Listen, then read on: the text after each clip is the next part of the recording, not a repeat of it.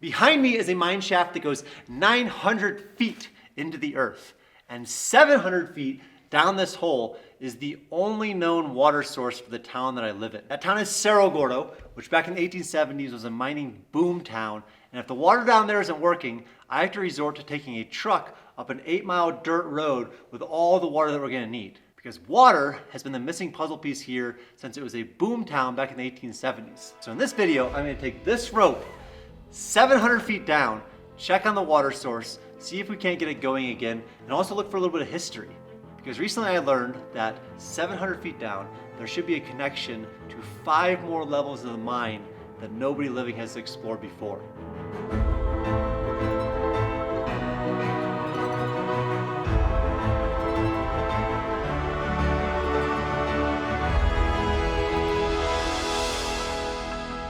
Going down there, I had a few main goals. I wanted to check out the 700-foot level. Robert had showed that there was a connection between the 7 and the 900-foot level based upon this old prospectus. And I've been in the 700-foot level a lot. So I was looking forward to going back to the 700-foot level and potentially seeing something that I had missed, in these earlier explorations. I also wanted to go down there to check on the water. They say that you don't appreciate the value of a well till it's dry. The well at Cerro Gordo has been dry for a very, very long time. Even when this town was a mining boom town that had thousands of residents that were using 30 or 40,000 gallons of water every single day, all of that water had to be brought up by mules. And about 100 years ago, some thirsty miners discovered that water was seeping into the 700-foot level of this mine. They dug an underground pool to collect this water. They pumped it up for a number of years until the whole town pretty much went bust a couple years later. And so being up here and living here full time, I was just obsessed with getting this water going again. So over the coming months, we put everything back together. We repaired the hoist. Then a number of us went down to the 700-foot level. We inspected the pump, which needed to be replaced. We inspected the pipe, 700 feet of which needed to be replaced. And we had water once again at Cerro Gordo, which lasted a month or so. And since then, over the past 3 years, the water has just been an ongoing battle. And this winter was kind of a final stake into its chest, because this winter was historic snowfall. It froze all of our pipes, and it has not been running since. The weather's better. All the snow has melted, which makes me believe that with all this new snow melt, there might be even more water down there at the 700-foot level. Maybe we can turn up the pump, get more water out of it, and just bring life once again to this town. But unfortunately, the guys aren't here to throw me down on the hoist, so I'm gonna have to use rope. It's gonna be a big adventure, so let's check it out.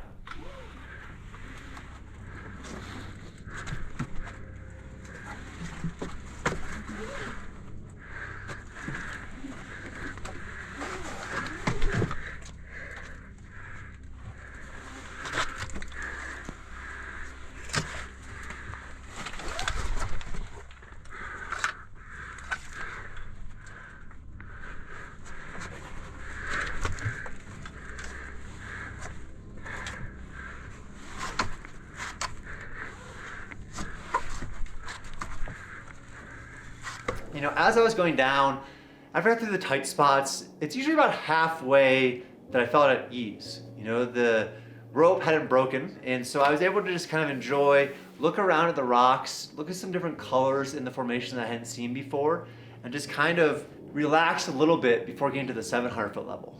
And after I get to the 700-foot level, it's not the easiest thing.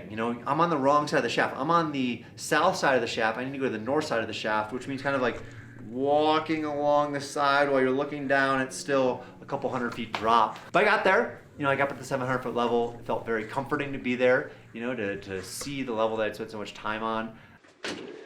This is our pump. So the pump is here. There's actually pressure in the pump. That's crazy. So I imagine that would mean, whoa, oh man, this pump is good to go. I think we turn on the pump when I get back up. But let's go over here, take a look at the water. Brings me back to all my early days.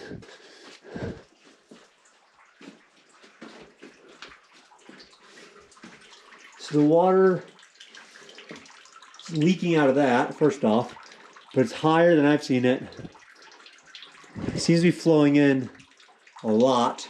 I mean, that's dripping so fast, and that's just the excess. I've never seen water flowing in like this from here. Let's follow it back. This is interesting to me because that is much more water flow than I've ever seen down here. So that's exciting. That means there might be a ton back here. And if that's the case, we might be able to increase the pump rate that we're pumping it out at, which would mean we could get more water up to the surface. Before, we were only pumping at about 13 gallons per hour.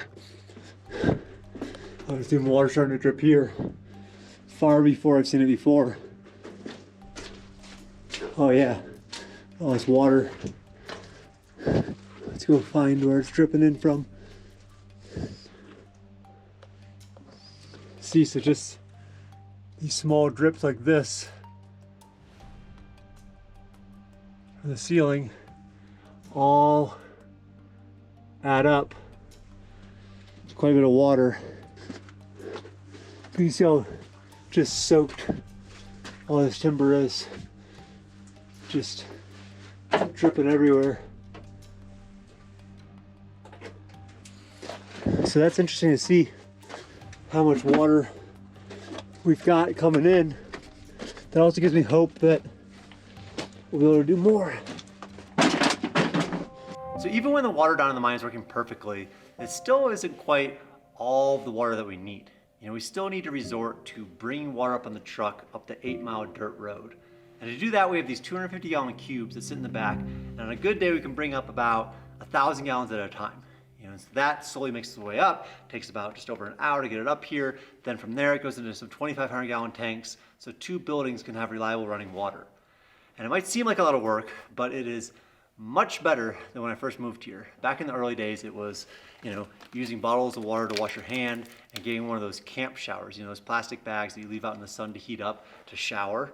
And so the truck and the tanks have been a huge improvement.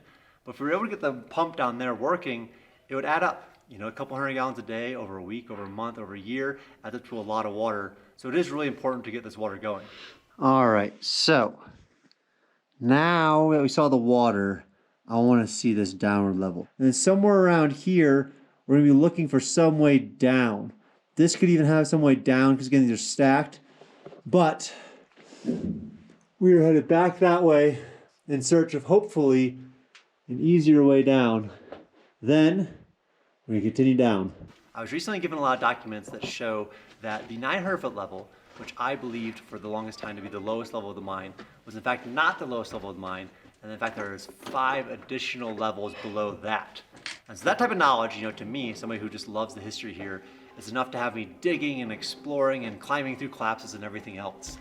So after the pump, I wanted to see where this level might be, and if in fact it does lead to the 900 level, and then down to the 1100-foot level, even further below.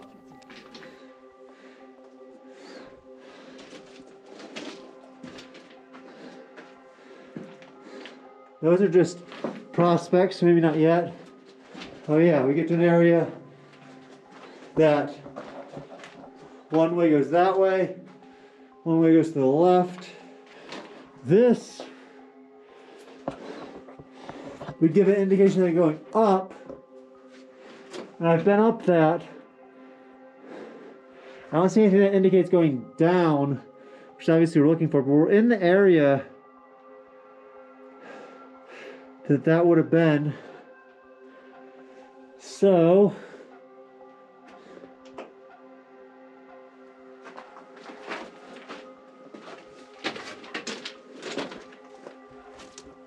that's collapsed.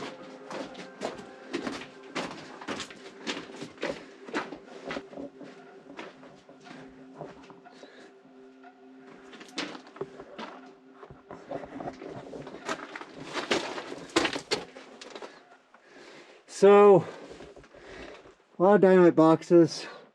What appears to be kind of like where they put some trash, and that could have been that left-hand turn that we were looking for. I did a little exploration. You know, it seems that the USGS map does line up pretty closely to what's there. And the area that potentially had a level down, it doesn't show in the USGS report, which could mean that it's been collapsed since the 1960s, but I do feel like I found a general area of where the connection would have been from the 700 to the 900 to the 1100. If you go back here, this is an ore chute. It means they're obviously mining above it, and this could have gone below too. This could be the way down, but not today. You know, this ore chute is collapsed, but it did show me that there was probably ore above it, potentially ore below it. These chutes would indicate going above, and you can see it was bringing it all the way down. If we look at our map again, this is kind of where it went to the right, and we didn't want to go to the right, we want to go to the left. And that is looking very collapsed. Just so much. But again, go down here, take this out. That could, who knows what that could lead to. If we're able to figure out this way to get past bigger collapses, you know, in a safe manner, I think that going back to the 700 and trying to find this vertical chute down could potentially open up all sorts of new levels of the mine too. The other thing that I think is interesting about this room, and again, this is that big room before the right, is that some of these timberings come back here. You could tell that there was some serious timbering here that has been collapsed by some massive rocks. And this one, for instance, over here, I wonder if this was a way down as well, or this was the way down, because this might have indicated like a bigger room with bigger supports, but these boulders coming down, there's no turning back from that. LO2, or does that say 2L? I wonder what that says. I wonder if that's some indication of where that might have been to. You can say a lot of timbering, a lot of support being crushed, but I wonder if you were to take out a lot of this dirt this way, then it may possibly go lower. It seemed I wasn't finding the connection from the 700 down to the 900, but I was already 700 feet down on rope, so I figured I'd go 200 feet more to explore the 900 to see if I can't find the connection back up to the 700 from there.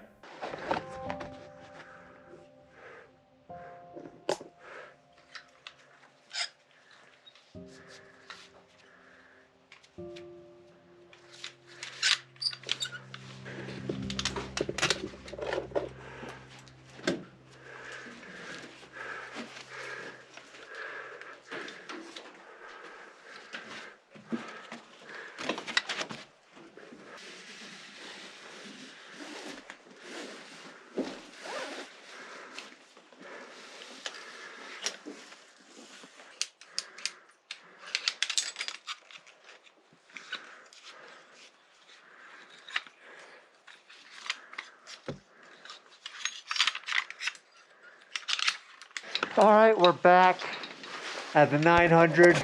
We're gonna see if we can't find the connection from the 7 to the 9.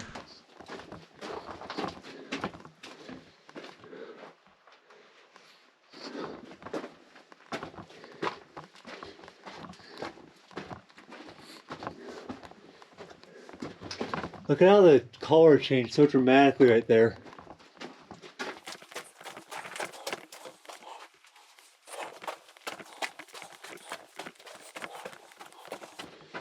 An offshoot that way, which would be the correct direction of where the other level was.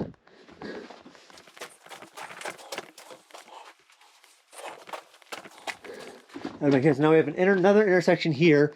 So left off the initial intersection, down a ways, there's another intersection that goes 3 ways. I wonder if we can determine that. I'm gonna say straight for now. We'll hit these side ones on the ways back. But referencing it from what the map upstairs says is gonna give us a lot more info for the future. And it looks like this way, end of the road. This doesn't look like a collapse. This looks like they stopped going. This was the dead end left off of the initial intersection. I think these, compared to what we have up top, will be very valuable.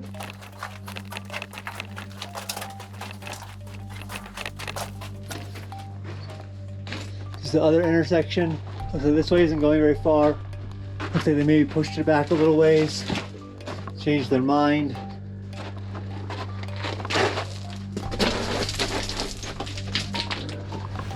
Here's all set up to be not the end of the line. We have track coming, which indicate that there was a lot more beyond this. This looks like I can get up and over. So we'll go up and over. A lot of timbering here, like they're afraid of loose rock. It looks like all that loose rock might have come down. Whoa. We're off the first intersection that we were going straight to try to find the Winses. If you take a left, there's then a four-way intersection as well. And if you go to the right in that intersection, you come over here, you see track, which indicates that they were moving a lot of ore out. They weren't just putting in track willy-nilly. If you come up here, you see that there is some type of workings above here. You can see that shelf. It looks like it curves around and goes back. Not a great way to get up there, except for, you know, ladders, but I think that there's a way to get there and go down. There's some great mineralization there with some galena, some copper ores, some other stuff. So I think we're getting some good galena up above us. We just have to get up there somehow. Not today, but definitely something to note as we continue is just to reference the maps when we get back up top.